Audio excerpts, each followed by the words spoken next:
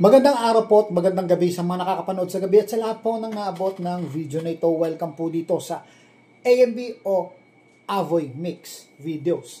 Ngayon po pag-uusapan po natin itong bisita natin na parating, no? At papasok na dito sa ating solar system. Actually, parang kapasok na ito, no? At kung tawagin po nila ito ay spacecraft. Dahil nga po, kakaiba po ang trajectory nito, velocity, at sinasabing karakteristik, no? So, pag-aralan natin kung sino ba ito o anong uri ba ito ng bisita na ito, no? Kung tawagin po siya, ay kilala po siya ngayon at pinag-uusapan sa social media na 3I/Atlas. Isa daw po itong uri ng bato sa kalawakan na pumasok dito, no? At hindi bahagi ng ating solar system. Bahagi po ng ibang universe, no? Kung ano pang kinaiikutan ito, no? Una, sinabi nila na ito daw ay parang bato. Kung natatandaan niyo yung Oumuamua na ikalawang interstellar na pumasok dito, or I don't think kung ikalawa ba siya o pang-una, no? Kasi meron pang isa. Ito kasing 3I/Atlas, pangatlo po yan, no? Una, sinabi nilang parang bato ito nakagaya ng Oumuamua. Pero, kalaunan, nauwi ito sa sinasabi nila na ayon sa pag-aaral ng ating mga scientist na nag-aaral tungkol sa kalawakan, ito daw ay coma o may coma o kaya ito ay isang comet, tinawag nilang ganon. Dahil meron itong dust particle sa gilid niya, no, sa paligid, no. Pero malaki pa rin po ang kakaibahan nito sa mga comet na regular na dumadal o yung umiikot dito sa sun, no. Kasi ang Halley's Comet po, ang alam ko every 9 years or 10 years yan. Galing din yan sa dito sa labas, labas ng ating solar, pero regular po ang ikot niya sa sun, Umiikot po siya pagdating ng sun, babalik na po siya. Pero ito pong isang ito ay kakaiba po, no? At napakabilis. Wala pang katulad nito na pumasok dito sa ating solar system, kaya nga sinasabi nila baka spacecraft ito o alien, or may sinasabi pa sila na nagre-release ito ng tinatawag na nuclear, Kaya may sinasabi, nuclear powered daw ito, or spacecraft. Lumalabas po yan sa mga ibang balita. Pero ayon sa pag-aaral ng NASA, ito nga daw ay isang uri ng comet, pero walang buntot, no? Ang nagiging dahilan po kasi ng buntot ng comet ay pag-release nito ng gas, no? Isa na po yung carbon dioxide. Yung tinatawag natin ammonia, may mga klase ng gas na karakteristik yung comet na habang lumalapit siya sa araw, bumubuga, lumalabas po yan. Kung napapanood niyo po yung dati na yung deep impact, makikita niyo doon nung nag-land sila sa comet, habang lumalapit sa sun, ay talagang lumalabas doon sa ice ball, yung pinaka-nucleus niya ng comet, yung gas. At sa bilis nito, no, nagkakaroon ito ng tail na iiwan yung gas. At kasama na rin dito yung mga water vapor. Pero itong isa po ay napakatulin, ngunit walang tail, no? At base sa pag-aaral, marami ng stars nung nalapitan ito, pero wala pa rin itong tail. At alam niyo po kung gaano kabilis po ang comet na ito, no? Ang bilis po nito ay 60 kilometer per seconds.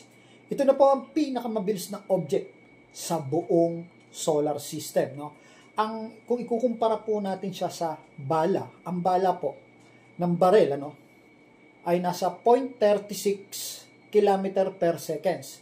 Pag high-powered na po yan, nasa 1.4 or something kilometer per seconds, no? 1.4 kilometer per seconds. High-powered na po yun. Bala ng baril po yan, high-powered. Ito po ay 60. Imagine nyo, 60 kilometer per seconds, no? Parang yung high-powered ng natin o ng barrel dito, nag-multiply pa ng 60 times sa bala ng barrel natin. Ganun po katulin itong tinatawag nating 3i slash Atlas. At paano nabuo yung pangalan na yon, ano? Ito po, yung unahin natin yung number 3 dahil pangatlo na po to. Ikatlong object na po ito na pumasok sa ating solar system na kung tawagin ay interstellar, no? So yung I doon, yun na po yung interstellar. So 3i. So yung slash lang po yun. At yung Atlas, yun yung team na naka-discover ng comet na ito, no? At gamit din nila yung mga Atlas telescope. Una pong na-discover dito sa ground yan. At nasundan ito ng Hubble telescope at yung mga pag-aaral, yung iba pang mga footage, no, yung mga pag-aaral ay yung Hubble telescope. Nagkaroon ng mas malinaw na image, and then sinusubaybayan ito ng James Webb, no, telescope. So, ito po yung mga naging resulta ng kanilang image. At yun nga, natalakay na natin na napakabilis po at wala pong katulad itong batong to na sinatawag na alien daw, spacecraft. Dahil sa taglay nitong tinatawag na nuclear energy. No? So, mayroong sinasabi na ito ay parang metallic ball. No? So, malalaman po natin yan habang papalapit. No? Sabi kasi nila, by October 30 po, darating ito, no? Ay halos malapit na ito sa sun, no? At ang pagkakaiba kasi ng trajectory nito, hindi rin katulad na sa comet, kasi ang Halley's Comet o yung mga ordinary comet na dumadaan sa atin, sakop ng ating tinatawag na solar system, nag-o-orbit sila sa sun. So bumabalik sila sa dating position nila, iikot sila tapos parang planet umiikot sa sun. After na dumaan, iikot ulit. Pero ibahin yung isang ito. Dadaan lang talaga to, hindi to iikot. At dahil doon, kakaiba siya. May sarili siyang orbit. At mukhang may iniikutan siyang ibang system or ibang mas malaking sun siguro. Doon siya umiikot. Kasi po, hindi po kaya ng gravitational ng sun ang bilis nitong comet na to.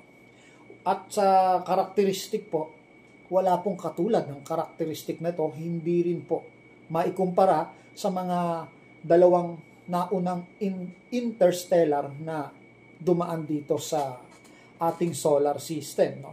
So kaya sinasabi nila, maaaring ito ay alien technology na ipinadala dito. No? Yun yung kung makikita nyo sa opinion ng iba. So ginagalang natin yung opinion na yun.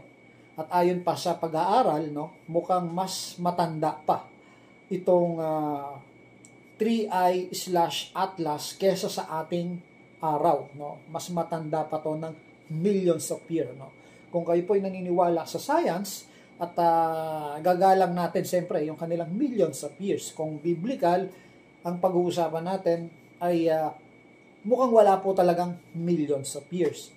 At kung biblical ang pag-uusapan, siyempre, kung ano maiko-comment natin dito sa 3i slash Atlas na ito, maaaring ito ay isang nilalang din ng Panginoon na mukhang ngayon pa lang natin makikita. At sinasabi ko nga na parang sinasabi napakaliit pala ng ating kaalaman at talagang hindi na makita yung ating kaalaman kumpara sa kaalaman ng Diyos na lumikha ng ating Panginoon. So, yun po ang may bibigay nating overview tungkol dito sa dayuhan o alien na object na ito na papasok po. No? By December 17 po, itong taon nito, ay halos malapit ito na sa Earth. Pero kung kukumpara, malayo. Sa isang side tayo ng solar system. At nasa isang side naman siya, kumbaga ito yung araw, at ito yung Earth, parang dito siya sa kabilang side eh. Pero kung ito ay regular comet, iikot yan dito sa kabila at halos malapit yan sa tinatawag na Earth, no? Kung ganon yung pag-ikot niya, pero mukhang dediretso lang po siya. Dadaan lang po siya sa solar system. No, dediretso lang yung na ganon, ano? At yun ang medyo hindi natin makakapture. Mas maganda sana kung umikot, mas makikita po natin siya ng mas malapit ho sa mga telescope natin, mas mapapag-aralan po siya ng tao. Pero hindi po ganun ang mukhang mangyayari. By December 17 or 16, ano, yun ang pinakamalapit na pwede natin siyang makita. At kasamaan palad, nasa kabila siyang side at hindi siya masyadong mapag-aaralan ng tao. So, yun lang po at abangan po natin itong object na ito na tinatawag nilang alien spacecraft. Maraming salamat po.